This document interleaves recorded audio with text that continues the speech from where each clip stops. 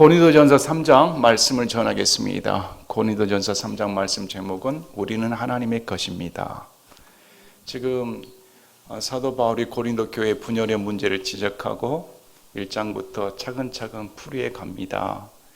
그들을 하나님께서 선택하여 주시고 부르셨으며 하나님의 자녀로 삼아주신 은혜가 얼마나 큰가. 그래서 예수 그리스도 안에서 모든 것이 하나이라는 겁니다.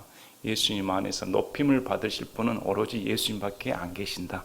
그래서 교회에 분열이 생기는 이유는 사람들이 육신적이라는 겁니다. 자라나지 못했기 때문입니다. 구원은 받았는데 이 사람이 과연 구원받은 사람인가 의심이 될 정도의 행동을 했다는 겁니다.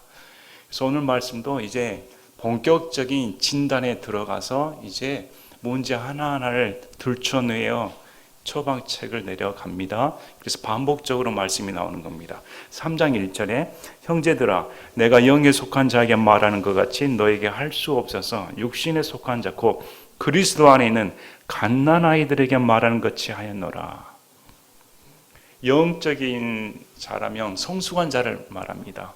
성숙한 사람에게는 성숙한 말을 하면 받아들일 텐데 어린아이 대놓고 고등교육을 시킬 수가 없다는 겁니다. 유치원 아이에게 함수를 가르칠 수가 없습니다. 고등수학을 풀려고 가르칠 수가 없습니까? 수준이 안 된다는 겁니다. 그 이유가 육신에 속하였다. 육신에 속한 자는 영적인 것을 알아듣지 못한다는 겁니다. 자, 그리스도 안에 있는 갓난아이들이다. 그래서 예수님을 믿었는데 육신에 속한 자가 있는 겁니다. 예수님을 믿었으면 두 부류가 나눠지는 겁니다. 영에 속한 자, 육신에 속한 자, 다 구원받은 사람입니다. 구원받았는데 자라나서 성숙한 사람을 영에 속한 사람, 자라나지 못하고 갓난아이에 속한 사람을 육신에 속한 자라고 말을 합니다. 어떤 자들이 육신에 속한 자일까요? 육신에 속한 자는 다시 태어나지 않는 사람과 가깝다는 겁니다. 다시 태어났으면 다시 태어난 사람답게 하나님의 자녀답게 인품이 드러나고 성령님의 열매가 드러나야 할 텐데 여전히 이 사람이 과연 구원받은 사람인가? 왜 나오는 것마다 세상적인 찌꺼기들만 내뱉는다는 겁니다. 그래서 너희들에게 영에 속한 자에게 말하는 것처럼 할 수가 없다는 겁니다. 왜 그럴까요? 2절을 보니까 내가 너희를 저주로 먹이고 음식으로 하지 아니하였나니 이는 지금까지 너희가 그것을 능히 감당하지 못하였으며 지금도 능히 못하기 때문이라. 시간이 지났습니다. 사도 바울이 개척을 한 후 몇 년이나 세월이 지났습니다. 그랬다면 이제 단단한 음식을 먹을 줄 알아야 되는데 그때부터 지금까지 여전히 젖을 못 대고 있었다는 겁니다. 지금도 너에게 단단한 영적인 음식을 줄 수가 없다. 자라나지 못했다는 겁니다. 교회 다니면서 10년, 20년, 30년 세월이 우리를 자라나게 하지 못합니다. 육신적인 몸은 시간이 지날수록 자라날 수가 있습니다. 어린아이, 그 다음에 청년, 장년 이렇게 자라납니다. 그런데 영의 나이는 비례하지 않다는 겁니다. 다시 태어나도 시간이 지난다고 해서 저절로 자라나는 건 아닙니다. 그냥 반복적으로 예배드리고 기도 다니며 헌금 생활하고 이게 장로, 권사, 집사, 목사 할 것 없이 시간이 지난다고 해서 저절로 사람이 자라나지는 않는 겁니다. 시간이 여러분을 보장해 주지는 않는다는 겁니다. 자, 히브리서 5장 12절부터 14절도 동일한 말씀을 기록해 줍니다. 히브리서 5장 12절에 시간으로 보건대 너희가 마땅히 가르치는 자가 되었어야 할 터이나 하나님의 말씀의 첫째 기초 원리들을 남에게 다시 배워야 할 필요가 너에게 있나니 너희가 단단한 음식이 아니라 젖을 필요로 하는 자가 되었도다. 젖을 사용하는 자마다 갓난아이므로 의의 말씀에 능숙하지 못하느니라. 의의 말씀입니다. 옳고 그른 것을 판단할 수 있는 말씀이 있어야 되는데 거기에 익숙하지 못한다는 겁니다.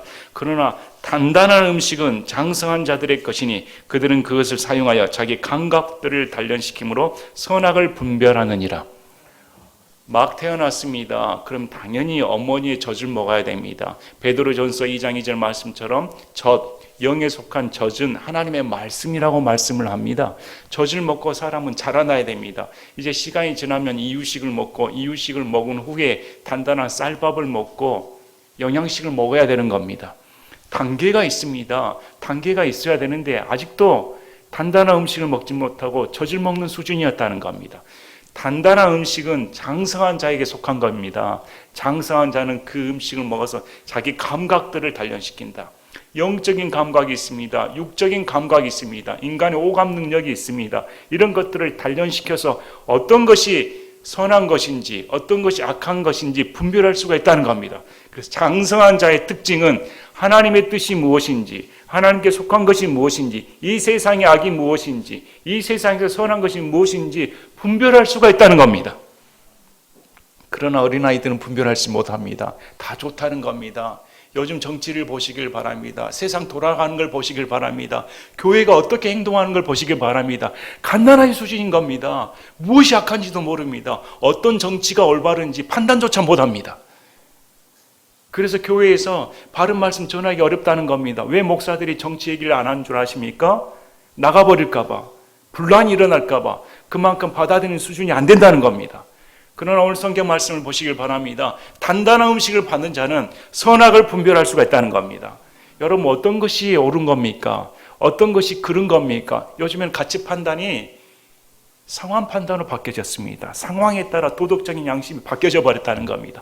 그러나 우리는 예수를 믿으면 절대적인 가치입니다. 그것은 2000년 전, 3000년 전, 앞으로 1000년, 2000년 후까지 변함이 없는 하나님의 판단 기준입니다.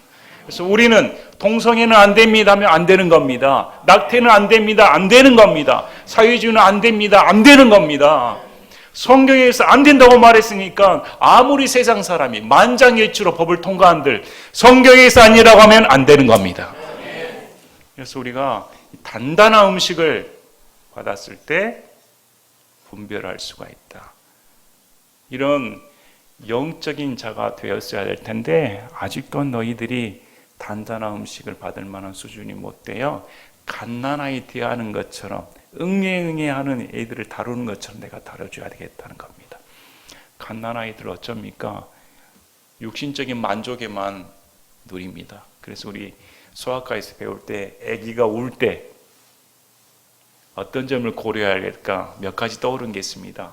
울 때, 배고플 때, 그 다음에 응아했을 때. 다 원초적인 것들입니다. 배고프면 얼른 먹여줘야 되고 기저귀 젖었으면 얼른 가려주고 그것밖에 울 줄 모릅니다. 그렇게 해줘야겠다는 겁니다. 너희들이 스스로 판단을 못합니다. 이제 스스로 자랐으면 하나님의 말씀을 맡아 어떻게 행동하고 사고할 줄 알아야 되는데 그 정도 수준이 아니니까 그런 갓난아이 수준으로 너희를 대해야겠다. 자, 이들의 형편을 보시길 바랍니다. 이들은 자랑했습니다. 나는 바울에게 속했습니다. 나는 아볼로에게 속했습니다. 나는 게바에게 속했습니다. 아니, 나는 그리스도께 속했습니다. 이러면서 어떤 교회보다 소위 말하는 은사활동이 풍성했습니다. 병고침의 기적이 일어났습니다. 서로 다 타언을 말한다고 합니다. 대언의 역사가 일어났습니다. 이런 기적의 역사가 일어나는 교회 보신 적 있습니까? 그런데 바울이 어떻게 말합니까? 갓난아이다라는 겁니다. 그런 애기 노름하지 말라는 겁니다. 오늘날의 교회가 추구하는 것하고 전혀 다른 방향입니다. 자, 에베소서 4장 13절 15절에도 자라나야 함을 이렇게 사도 바울이 말합니다. 마침내 우리가 다 믿음과 하나님의 아들을 아는 것에서 하나가 되어 완전한 사람이 이르고 그리스도의 충만하심에 장성한 분량에까지 이르리니 그 목적은 우리가 이제부터 더 이상 어린아이가 되지 아니하여 사람들의 속임수와 몰래 숨어서 속이려 하는 자들이 사용하는 강교한 술수로 말미암아 온갖 교리의 바람에 이리저리 흔들려 밀려 다니지 아니하고 오직 사랑 안에서 진리를 말하며 모든 일에서 그분 안에 이르도록 성장하게 하려 함이라. 그분은 머리시니 곧 그리스도시니라. 성도들은 태어나면 자라도록 열심히 노력을 해야 됩니다. 그런데 성경에서 말하는 자라날 수 있는 단 한 가지 원동력은 하나밖에 없습니다. 뭘까요? 하나님의 말씀입니다. 그래서 여러분 교회에 나오실 때 또 신앙생활 할 때 기도 좋습니다. 찬송 좋습니다. 봉사생활 좋습니다. 그러나 나를 자라나게 할 수 있는 유일한 방법은 하나님의 말씀밖에 없습니다. 그래서 성경을 잘 읽고 연구하며 묵상하며 이 말씀대로 행하도록 노력을 해야 되는 겁니다. 어떻게 하면 하나님의 말씀을 내 삶 가운데 실천할 수 있을까? 그렇게 고민하고 고뇌하며 매진할 때 어제가 오늘과 같다고 얘기했는데 1년 전과 다르다는 겁니다. 1년이 2년 전과 같다고 생각했는데 3년이 다르다는 겁니다. 그래서 그 사람의 행동을 보면 와, 달라졌다는 겁니다. 인품이 달라집니다. 얼굴이 달라집니다. 가정생활이 달라집니다. 사회생활이 달라집니다. 똑같아질 수가 없다는 겁니다. 유일한 방법은 하나님의 말씀에 매진하는 겁니다. 자, 3절에 너희가 아직도 육신에 속하였도다. 너희 가운데 시기와 다툼과 분열이 있으니 너희가 육신에 속하여 사람들처럼 걷지 아니하느냐. 육신에 속한 특징이 나옵니다. 아니, 저는 육신에 속하지 않았습니다. 저는 신령한 은사를 맛보았습니다. 사도 바울 무슨 말합니까? 이렇게 대꾸할 수가 있는데 너희는 육신에 속한 자가 맞다. 왜 그러냐? 시기, 다툼, 분열이 있었다는 겁니다. 이 세 가지가 육신에 속한 사람의 특징입니다. 육신에 속한 교회의 특징이 교회 안에 시기가 있고 다툼이 있고 분열이 있다는 겁니다. 이 세 가지만으로도 너희는 육신에 속한 그리스도인이다. 갓난아이다. 이렇게 말을 합니다. 그래서 너희가 육신에 속하여 사람들처럼 걷지 아니하느냐. 여기서 사람들처럼 불신자들처럼. 너희가 구원받았다고 하는데 다른 구원받지 못하는 사람들처럼 똑같게 행동하고 있지 않는가. 그런데 무슨 내가 신령한 사람입니다. 하나님을 잘 믿습니다. 이렇게 말할 수가 있는가. 여러분, 우리도 이런 점에서 우리를 되돌아봐야 됩니다. 우리가 육신에 속한 자 아닙니까? 여러분, 육신에 속한 자 아닙니까? 저도 육신에 속한 자입니다. 구원받았는데 여전히 내 안에는 시기, 다툼, 분열이 있습니다. 걸핏하면 이들의 시기, 다툼, 분열의 원인은 사람을 자랑했다는 겁니다. 바울을 자랑했습니다. 아볼로를 자랑했습니다. 갓난아이들, 어린아이들, 육신에 속한 자들의 특징 중에 하나가 줄서기를 한다는 겁니다. 예수님을 자랑한 게 아니고 자기가 속한 교주, 속한 단체, 속한 교단, 어떤 데는 우리가 장자교단이다. 이런 말을 합니다. 뭔 소용이 있습니까? 교단 자랑하고 목사 자랑하고 사람 자랑하고 이러니까 서로에게 시기를 느끼는 겁니다. 내가 너보다 낫다는 겁니다. 우리 교단이 저희 교단보다 더 나아. 우리 목사가 저 목사보다 더 나아. 내가 추종하는 이런 세력 자체가 저 사람들이 추종하는 세력보다 더 나아. 이러니까 다툼이 벌어지고 분열이 벌어지는 겁니다. 그래서 너희는 육신에 속한 자이다. 그래서 우리 안에서도 이런 것들을 점검해 봐야 됩니다. 내 안에 이런 문제들을 점검해 보고 아버지 하나님, 나는 여전히 갓난아이 수준입니다. 여전히 내 마음에 저 성도들을 시기하고 저 세력을 시기하며 다툼이 일어납니다. 여전히 내 마음 가운데 교회를 분열시키는 요소가 있습니다. 주여 불쌍히 여겨주시길 바랍니다. 돌이켜봐야 되는 겁니다. 4절에 어떤 이는 말하기를 나는 바울에게 속하였다 하고 다른 이는 말하기를 나는 아볼로에게 속하였다 하니 너희가 육신에 속하지 아니하였느냐. 육신에 속한 자가 사람에게 속했다고 주장하는 자라는 겁니다. 지금 바울이 논지는 그렇습니다. 우리는 누구에게 속했느냐고 중요합니다. 누구에게 속했습니까? 영에 속한 자는 나는 예수님께 속했습니다. 예수님이 나의 구원자이십니다. 예수님이 교회의 주인이십니다. 예수님을 위해 교회가 존재합니다. 이렇게 주장해야 할 텐데 나는 바울에게 속했습니다. 나는 아볼로에게 속했습니다. 이렇게 자기가 주장하는 속하고 싶어하는 사람들을 자랑하니 너희가 육신에 속하지 아니하였느냐. 그리고 바로 5절에 그런즉 바울은 누구며 아볼로는 누구냐. 그들은 단지 주께서 각 사람에게 주신 대로 너희로 하여금 믿게 한 사역자들이라. 자, 너희들이 추종하는 바울이 누구냐? 너희들이 추종하는 아볼로가 누구냐? 사도 바울은 위대합니다. 대부분의 목사들은 이렇게 편지 안 쓸 겁니다. 내가 개척한 교회인데 당연히 나를 따라야 되지. 아볼로가 웬 말이냐? 게바가 웬 말이냐?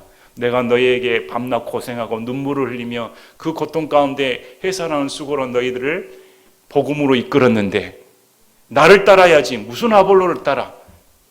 나는 위대한 사도야. 삼층천까지 봤어. 너희 가운데 기적을 베푼 위대한 사도야. 나를 따르라. 이렇게 말하지 않습니다. 도대체 바울이 누구냐는 겁니다. 이 말은 자신을 무시하는 겁니다. 하나님 앞에서 인간을 무시해버리는 겁니다. 쓸모가 없다는 겁니다. 너희가 그렇게 위대하게 평가하는 바울은 누구냐? 너희가 그렇게 위대하게 평가하는 아볼로는 도대체 누구냐? 모르겠다는 겁니다. 바울은 그렇게 되기를 원했습니다. 아볼로도 그렇게 되기를 원했습니다. 여기 있는 목사도 그렇게 되기를 바라야 되는 겁니다. 목사의 가장 큰 기쁨은 자기 추종 세력을 누리는 것이 아닙니다. 성도들이 예수님을 따르는 데 만족해야 되는 겁니다. 그래서 목사 누구 중요하지 않습니다. 그 사람들이 누구냐? 그 사람들은 단지 예수님께서 보내주신 사역자, 섬기는 자에 불과합니다. 종이라는 겁니다. 주인을 높여야 되지 어떻게 종을 높일 수가 있습니까? 주인을 따라야 되지 주인이 보낸 종한테 굽실거리면 되겠습니까? 예수님이 주인이신데 바울이나 아볼로는 사역자에 불과해. 섬기는 자야 너희들을. 그런데 그들을 따라서는 안 된다는 겁니다. 자, 나는 심었고 아볼로는 물을 주었으되 오직 하나님께서 자라나게 하셨나니. 자, 바울은 각자의 사역이 있다고 말을 하고 있습니다. 바울은 심었습니다. 바울은 씨를 뿌렸습니다. 씨 자체는 하나님의 말씀입니다. 하나님의 말씀을 전달하는 자, 심은 자가 바울이었습니다. 그리고 그 뒤에 아볼로가 제2의 사역자로, 제2의 목회자로 고린도에 도착하여 바울이 개척한 교회에 물을 줬다는 겁니다. 영양분을 줬다는 겁니다. 그래서 각자의 사역이 있습니다. 바울 혼자 할 수가 없었습니다. 바울 혼자 씨 뿌리고 물 주고 이런 노력을 다 할 수가 없었습니다. 바울이 하는 일이 따로 있고 아볼로가 하는 일이 따로 있었습니다. 교회도 마찬가지입니다. 목사 혼자 독불장구로 나갈 수 없습니다. 목사가 설교를 하고 7일을 합니다. 그러나 교회 전반적인 것도 성도들이 여기고 성도들도 피땀 흘려 교회 일꾼을 하는데 도움을 줘야 되는 겁니다. 어느 누구 하나 필요하지 않는 손길이 없는 겁니다. 누군가는 주방 일을 하고 누군가는 새신자를 상담을 하고 누군가는 새로 오신 분들의 소식을 들어주고 다 교회에 맡은 바 사역이 있는 겁니다. 그래서 바울은 그걸 인정을 했습니다. 내가 맡은 사역이 따로 있었고 아볼로가 맡은 사역이 따로 있었다. 그러나 각자 하나님께서 보내주신 맡은 바 직분대로 행했다는 겁니다. 그런데 오직 하나님께서 자라나게 하셨다. 바울이 자라나게 할 수 없었습니다. 아볼로가 자라나게 할 수 없었습니다. 자라나지 않으면 무용지물인 겁니다. 씨를 뿌렸는데 죽어버리면 어떻게 됩니까? 그걸 생명력 있게 자라나게 하시는 분은 하나님이시다. 하나님이 중요하시다는 겁니다. 그런즉 이와 같이 심는 자나 물 주는 자는 아무것도 아니며 자라나게 하시는 이는 오직 하나님이시니라. 그래서 바울이 나나 아볼로나 주님 앞에서는 아무것도 아니다는 겁니다. 아무것도 아닌 존재다. 얼마나 겸손합니까? 얼마나 참다운 목회자입니까? 얼마나 성도들을 사랑하는 목회자입니까? 내세우지 않습니다.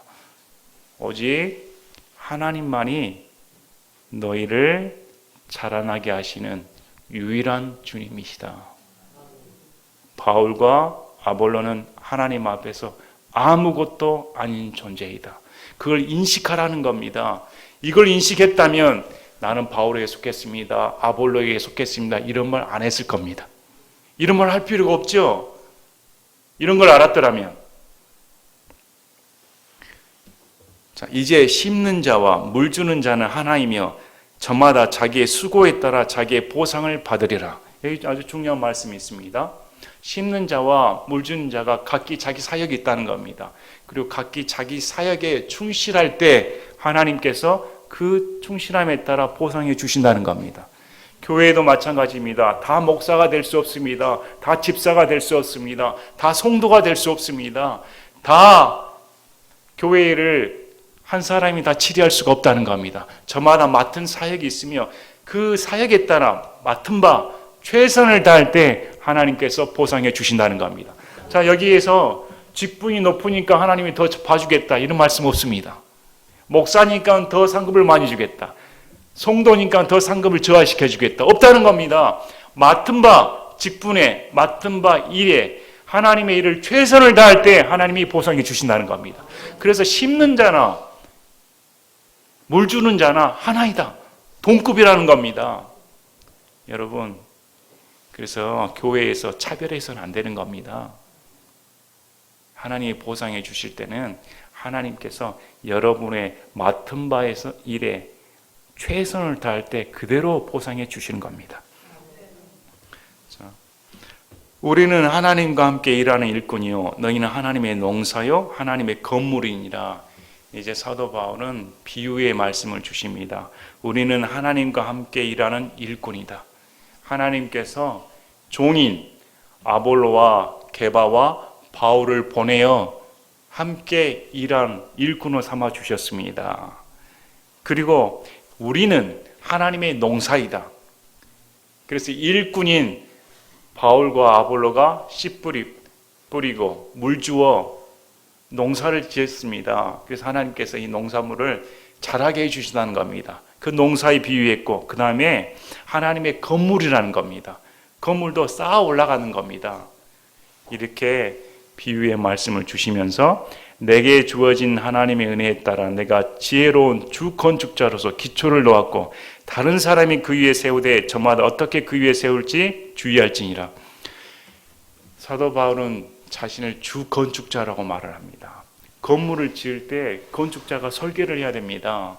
설계를 하고 건물을 지을 때 이 바울은 머릿속에 교회를 어떻게 개척을 할까, 교회가 어떤 건축물이 되어야 될까, 주 건축자로서의 역할을 하나님의 은혜에 따라 지혜로웠다는 겁니다. 지혜롭게 행했다는 겁니다. 어리석게 행하지 않았습니다.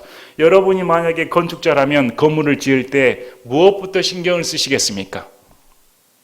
털을 닦아야 되는 겁니다. 기초를 놓아야 되는 겁니다. 더 튼튼한 건물, 더 높고 웅장한 건물을 지을 때 어디에 가장 신경을 써야 됩니까? 기초입니다.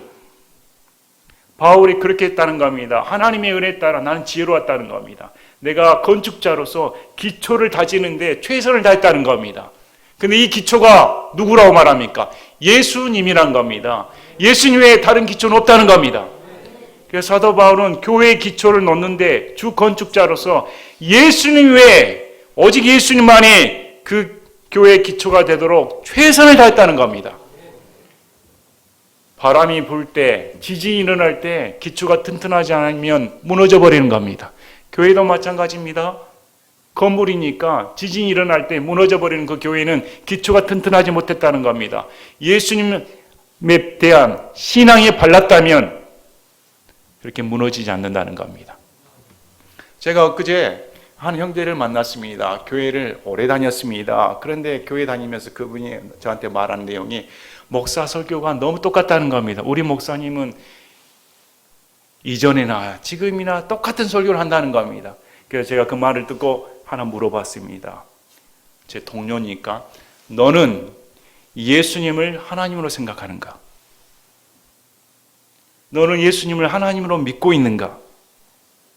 이 사람의 대답이 이겁니다.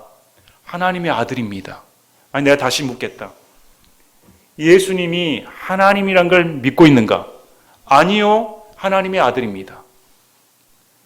구원을 못 받습니다. 이해하시겠습니까? 그럼 내가 구약의 여호와 하나님이 예수님이라는 사실을 알고 있는가? 여기까지 알 수가 없죠. 예수님이 하나님이라는 사실조차 모르는데 구약의 여호와 하나님이 예수님이라고 내가 말을 하면 나보다 이단인가? 그렇게 생각할 겁니다. 여러분, 출애굽기 3장 말씀을 보면 모세가 하나님께 물어봅니다. 제가 동족 이스라엘 백성들에게 가서 하나님의 이름을 가르쳐 줘야 할 때에 하나님의 이름이 도대체 무슨 이름입니까? 했더니 우리 하나님께서 이렇게 말씀하시죠. I am that I am. I am이란 겁니다. I am은 나는 나다. 나는 스스로 존재하는 자이란 겁니다. 하나님께 이름이 어떻게 있습니까? 우리는 이름은 사람을 구분하는 겁니다. 서로 구분하기 위해 있는 것인데 창세 전에 영원토록 홀로 계시는 스스로 존재하는 하나님이 무슨 이름이 필요하시겠습니까? 그래서 그분이 이름이 나는 나야. I am that I am. 이렇게 말씀하는 겁니다. 그래서 이 I am이란 말씀은 하나님의 고유명사입니다. 고유대명사이니까 이스라엘 백성들이 함부로 입에 담을 수 없는 말입니다. 만약에 여러분의 자녀들이 아버지 이름을 누구 하면서 막 부르고 다니면 얼마나 버릇없습니까? 저도 우리 아버지 성함을 말씀하면 무슨 자 이렇게 존칭을 댑니다. 함부로 언급할 수 없는 말입니다. 하물며 하나님의 이름, 여호와의 이름이 I am, that I am인데 그 말을 이스라엘 백성들은 내뱉을 수가 없었습니다. 그런데 신약에 와서 요한복음에 우리 예수님께서 그 I am이 나라는 겁니다. 이스라엘 총구석에 있는 갈릴리 나사렛 출신의 목수 출신이 어느 청년이 나타나가지고 그 구약의 I am이 나다 이렇게 말을 하면 이스라엘 백성들이 어떻게 했을까요? 당연히 돌로 쳐 죽이려고 한 겁니다. 저렇게 신성모독하는 자가 있어. 너가 구약의 여호와 하나님이라고 입에 담을 수 없는 말을 그래서 죽이려고 한 겁니다. 요한복음에 우리 예수님께서 I am 하며 7가지 본인이 증언을 하십니다. 나는 세상의 빛이다. 나는 생명의 빵이다. 나는 양들의 문이다. 나는 선한 목자다. 나는 부활이요 생명이다. 나는 길이요 진리요 생명이다. 또 마지막 나는 참 포도나무다. 이렇게 7가지 증언을 합니다. I am 이렇게 말씀을 합니다. 우리 요한복음 8장 54절에 아버지 하나님께서 예수님께 하나님의 아들이신 예수님께 종기를 돌린다 이렇게 말씀합니다. 어떻게 아버지 하나님이 아들이신 그분 앞에 종기를 돌릴까요? 우리 동양적인 생각에서는 하나님의 아들이니까 하나님 아버지보다 못한 분 이렇게 생각하는데 그게 아닙니다. 하나님 아버지와 하나님의 아들은 동격입니다. 기독교의 근본 교리 삼위일체는 하나님 아버지, 하나님의 아들 예수님, 성령님이 동격이라는 겁니다. 동등한 권위와 동등한 지위를 갖는 겁니다. 1, 2, 3 순위가 아닙니다. 한 순위인 겁니다. 그리고 요한복음 16장 14절에서도 성령님께서 예수님을 영화롭게 하신다. 그래서 아버지 하나님과 성령님은 예수님께 종기를 돌리며 영화롭게 하신다는 겁니다. 그래서 성경의 전체적인 주인공 예수님입니다. 그 기초가 예수님인 겁니다. 그래서 베드로가 주는 그리스도시요 살아계신 하나님의 아들이십니다. 구약의 여호와 하나님께서 육신의 몸으로 이 땅에 내려오셔서 동정녀의 몸을 통해 처녀의 몸을 빌어 이 땅에 태어나 인간이시자 하나님이신 그분이 인간의 대속물이 되어주시기 위해 죄가 없으신 피를 흘리시기에 오셨다는 겁니다. 그래서 기독교의 근본 교리가 삼위일체 하나님으로서 하나님께서 육신으로 이 땅에 내려오셔서 바로 나를 위해 똑같은 인간이 되어주셔서 피를 흘리신 대속물이 되어주셨다. 그래서 예수님이 하나님이 아니시면 구원은 없는 겁니다. 예수님이 하나님이라는 사실을 믿지 아니하면 구원은 못 받는 겁니다. 이런 놀라운 은혜가 성경에 있는 겁니다. 그래서 바울은 예수님이 교회의 기초석이 되어야 된다는 겁니다. 이 기초에 섰을 때 교회가 예수님의 영광을 위해서 살아야겠다. 오직 교회의 모든 공로는 예수님밖에 없습니다. 이렇게 신앙생활을 하는데 이 고린도 성도들이 기초가 불완전한 겁니다. 그 위에 쌓을 때 잘못 쌓았다는 겁니다. 자, 보시길 바랍니다. 아무도 이미 놓은 기초 외에 능히 다른 기초를 놓을 수 없나니 이 기초는 곧 예수 그리스도시니라. 다른 기초는 없는 겁니다. 그런데 만일 어떤 사람이 이 기초 위에 금이나 은이나 보석이나 나무나 건초나 짚을 세우면 각 사람의 일이 드러나리라. 이제 기초가 있는데 그 위에다가 어떤 형태로 건물을 올릴 것인가. 어떤 사람은 금, 은, 보석으로 올렸습니다. 그런데 어떤 사람은 나무, 건초, 짚으로 올렸다는 겁니다. 겉보기에는 멀쩡합니다. 겉보기에는 화려합니다. 요즘은 리모델링으로 눈 깜짝할 사이에 새로운 건물로 변모시켜 버립니다. 안이 썩든 말든 겉을 번지르게 해버리면 화려하게 보이는 겁니다. 교회도 그런 교회가 있다는 겁니다. 여러분, 보상은 누가 어떻게 해주시는 겁니까? 하나님께서 해주시는 겁니다. 그런데 어떻게 하나님께서 보상해 주시는가? 결과물을 보고 보상해 주지 않는다는 겁니다. 이것이 우리가 잘 깨달아야 되는 겁니다. 어떤 사람은 내가 이만큼 이루었다, 내가 이만큼 교회를 위해 봉사를 하고 몇 교회 개척을 하고 성도수를 이만큼 늘렸으니까 하나님께서 내게 큰 상급을 베푸시겠다. 천만의 말씀입니다. 하나님은 결과물을 보지 않습니다. 결과하는 물을 보는 게 아니고 과정의 수고를 보고 해주신다는 겁니다. 만약에 결과물을 보고 해주셨다면 바울의 결과물이 뭡니까? 성도들 다 떠났습니다. 자신이 목배임을 당할 때 남아있는 사람 몇 명 없었습니다. 초라합니다. 예수님은 뭐 말할 것도 없습니다. 12대절 다 도망가 버렸으니까. 여러분, 결과물을 보고 하나님 판단하지 않습니다. 결과물을 판단하면 수십만 명 교회의 목사님은 그날의 상급을 받을 때 얼마나 큰 상급을 받을까. 몇 명, 5명, 6명 모이고 목회한 사람, 성도를 두고 목회한 목회자는 그날의 상급을 받을 때 얼마나 쬐끔하게 받을까. 인간의 눈으로 보니까 그렇습니다. 근데 오늘 사도 바울은 그렇게 말하지 않습니다. 여러분, 농사를 자신이 날씨를 마음대로 조절할 수가 있습니까? 농부는 뿌리고 물 주며 기다리는 겁니다. 햇볕이 쬐고 비바람이 몰아치며 날씨는 우리 고난 밖의 일입니다. 그 고난은 하나님께 있다는 겁니다. 그래서 하나님께서 보시는 것은 결과물이 아니라 얼마나 열심히 씨를 뿌렸는가, 얼마나 열심히 물을 줬는가, 이렇게 보고 판단하신다는 겁니다. 그래서 여러분, 최선을 다하시길 바랍니다. 맡은 바에 최선을 다하시길 바랍니다. 내 결과물이 초라하게 보일지라도 나는 그래도 최선을 다했다. 하나님이 그렇게 갚아주신다는 겁니다.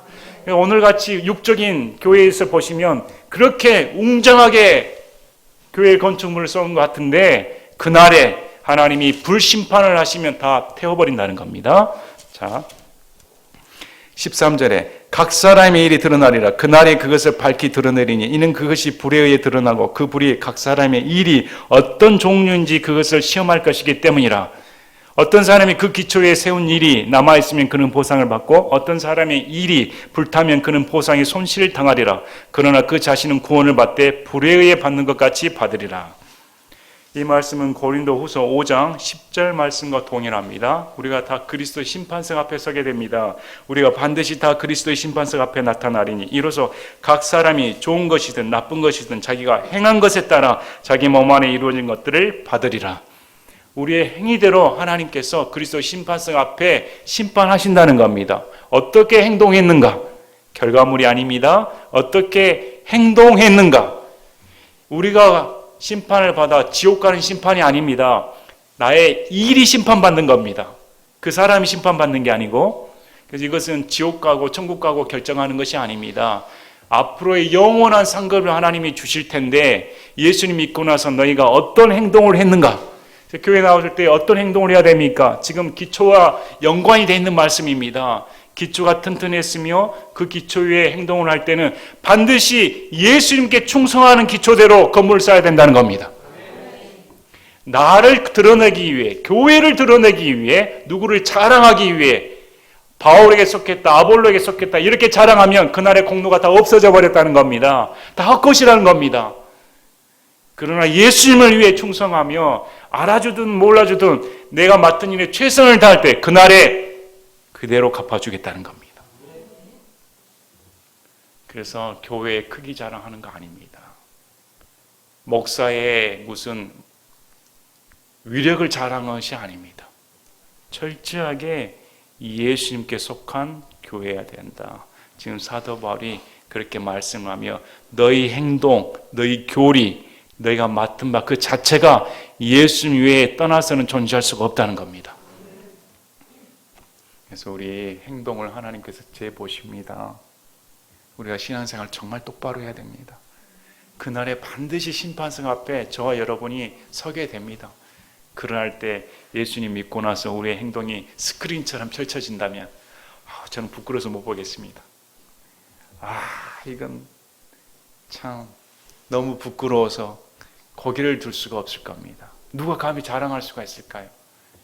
그 앞에서 가장 떳떳한 사람 누구일까요? 나는 자랑할 것이 없습니다. 예수님이 다 해주셨습니다. 그래서 신앙생활 할 때 예수님이 다 해주셨습니다 하면 떳떳한 겁니다. 자기 드러내고 자기 자랑한 것은 그날에 섰을 때 어떻게 될까요? 얼마나 부끄러울까요? 내가 다 했습니다. 내가 헌금했습니다. 내가 이렇게 했습니다. 순식간에 날아가 버립니다. 잘 생각하셔야 됩니다. 그래서 사도 바울이 예수님 외에 다른 기초는 없다. 또 그 위에 반드시 예수님께 굳건한 기초를 세운 것처럼 행동하라는 겁니다. 자, 너희가 하나님의 성전인 것과 하나님의 영께서 너희 안에 거하신 것을 너희가 알지 못하느냐? 누구든지 하나님의 성전을 더럽히면 하나님께서 그를 멸하시리니 하나님의 성전은 거룩하면 너희가 곧 그 성전이니라. 지금 교회에 하나님의 영께서 거하는 성전이다 이렇게 말합니다. 그래서 성전은, 신약의 성전은 건물이 아닙니다. 믿는 사람들입니다. 건물은 성전이 될 수 없는 겁니다. 건물 안에 성령께서 존재하지는 않습니다. 지금 성령께서는 각 사람, 그리스도를 믿는 사람, 예수를 믿는 사람 내 안에 존재하며 바로 교회가 성령께서 들어오신 성전이라고 말을 합니다. 왜 이 말씀을 강조하겠습니까? 육신에 속한 그리스도인은 심판받는다는 겁니다.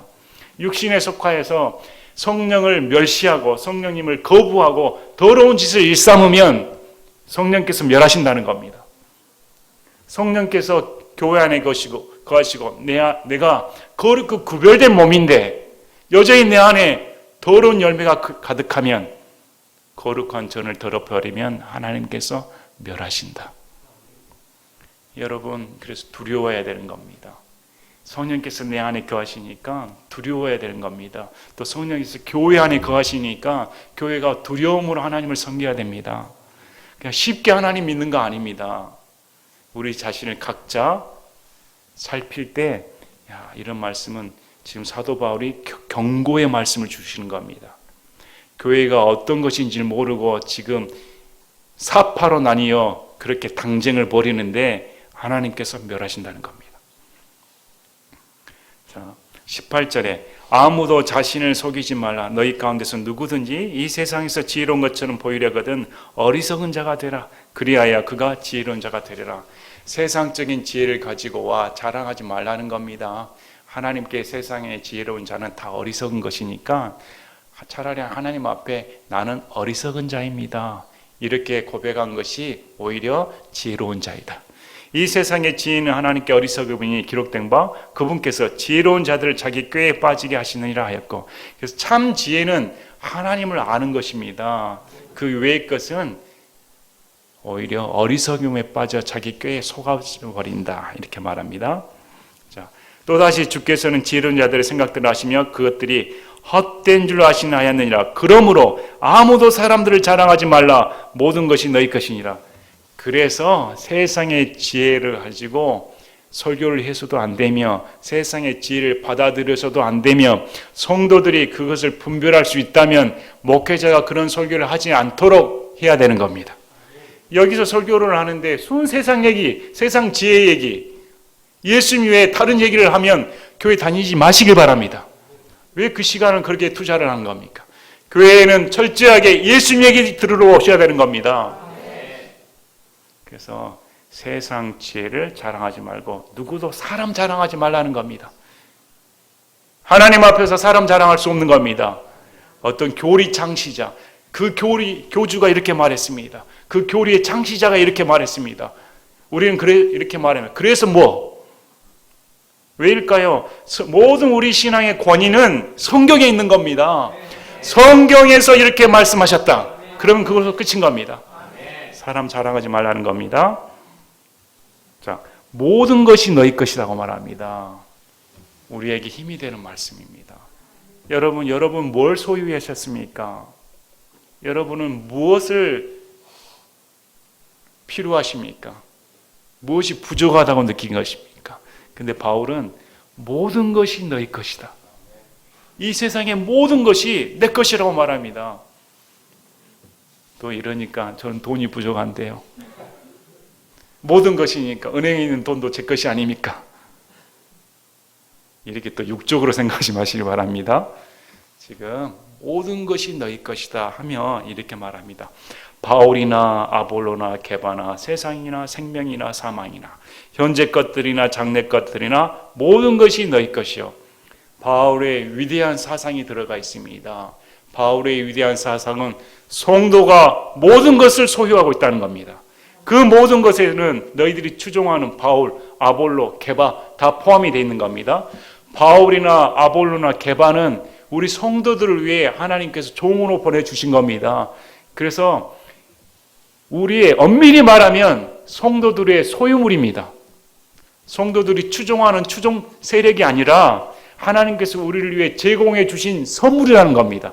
선물을 보고 선물을 따라가는 사람이 있습니까? 선물을 제공하는 사람에게 감사해야 되지요. 마찬가지로 바울이나 아볼로나 게바를 추종하는 게 아니고 주신 하나님께 감사하라는 겁니다. 뿐만 아니라 세상이나 이 세상에 속한 모든 것들 중에 생명이나 사망까지 우리 것이라는 겁니다. 여러분, 죽음까지 우리 것입니다. 이해가 되십니까? 인생을 살다 보면 죽음을 맞이할 때가 있습니다. 억울하게 고난을 받아 억울한 옥살이를 하며 억울한 죽음을 맞이한 사람도 있습니다. 나는 병 걸릴 만한 짓을 안 했는데 왜 내게 병이 찾아오는 겁니까? 왜 내게 암이 찾아오는 겁니까? 왜 내게 불치의 병이 찾아오는 겁니까? 왜 이런 사망의 세력에 내게 시달려야 됩니까? 그런데 성경에서 그 또한 너희 것이라는 겁니다. 이게 이해가 될까요? 높음이나 기쁨이나 사망이나 모든 것이 다 우리에게 속했다는 겁니다. 그 사람 일생 가운데 하나님이 다 제공해 주신다는 겁니다. 때로는 내가 원치 않는 질환, 원치 않는 사고, 원치 않는 우환, 이 모든 것들까지 하나님께서는 다 너에게 속했다는 겁니다. 좋은 것이나 나쁜 것이나 다 하나님께서 우리에게 제공해 주신다. 이것이 다 너희 것이라는 겁니다. 여러분, 받아들이셔야 됩니다.